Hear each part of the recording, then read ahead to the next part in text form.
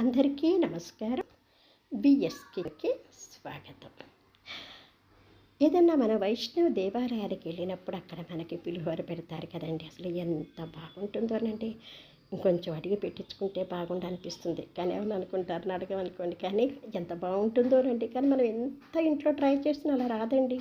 అసలు ఏంటి అసలు ఈ వెరైటీ ఎలా చేస్తారా అని చెప్పేసి అడిగి తెలుసుకున్నానండి.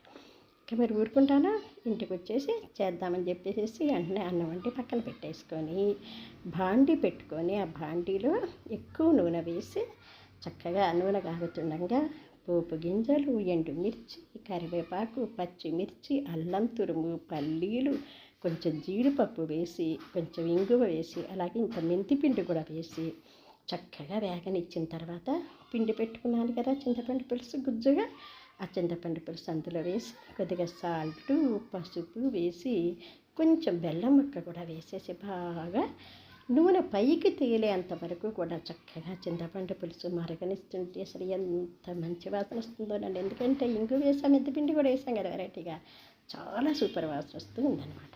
తర్వాత నూనె పైకి తేలేంత వరకు చక్కగా పులుసు ఉడకనిచ్చిన తర్వాత అప్పుడు చల్లారి పెట్టుకున్నటువంటి అన్నంలో ఈ పులుసు అంతా కూడా వేసేయాలన్నమాట. బాగా కలుపుతూ ఉండగా కొద్దిగా ఆవపిండి కూడా వేయాలన్నమాట. అదే వెరైటీ. మెంతిపిండి, ఆవపిండి వేసేసరికి ఆటోమేటిక్ ఏమైందని అచ్చంగా గుళ్ళో ఎలా ఉందో అలాగే వచ్చేసిందనమాట. తెలుసుకుంటే ఈజీనేనండి. తెలుసుకున్న దాకానే ఏదైనా కష్టం. తెలుసుకున్నాను కాబట్టి ఈజీ అయిపోయింది. చక్కగా చేసేసి మంచిగా చల్లారి పెట్టేసి దేవుడికి ఇంత నైవేద్యం పెట్టి మేము తినేసామండి. అసలు ఎంత బాగుందనుకున్నారు. అసలు అచ్చంగా గుళ్ళో చేసినట్టే ఉంది. కాబట్టి మీరు కూడా ఇలా ట్రై చేసి చూడండి, చాలా బాగుంటుందండి. అయ్యో మనం గుళ్ళో కొంచెమే పెట్టారని బాధ లేదు. మనం తయారు చేసుకున్నాం అనుకుని ఎక్కువ తినేయచ్చు కదా. కాబట్టి తయారు చేసుకొని చూడండి.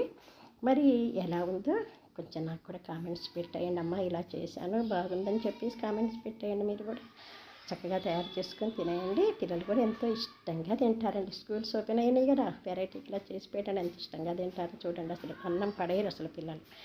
చక్కగా అలాగేనండి. మన ఛానల్ చూస్తున్నారు కానీ సబ్స్క్రైబ్ చేసుకోవట్లేదండి. ప్లీజ్ అండి, కొద్దిగా ఎంకరేజ్ చేయొచ్చు కదా. నచ్చింది అనుకోండి లైక్, నలుగురికి షేరు. అమ్మ ఇలా చేశారు, ఇలా చెప్పారని కామెంట్స్ పెట్టండి. సాధ్యమైనంత వరకు నాకు తెలిసినవన్నీ కూడా మీకు చెప్పటానికి ట్రై చేస్తానండి. కాబట్టి మన ఛానల్ చూస్తూనే ఉండండి, కామెంట్స్ పెడుతుండండి. దయచేసి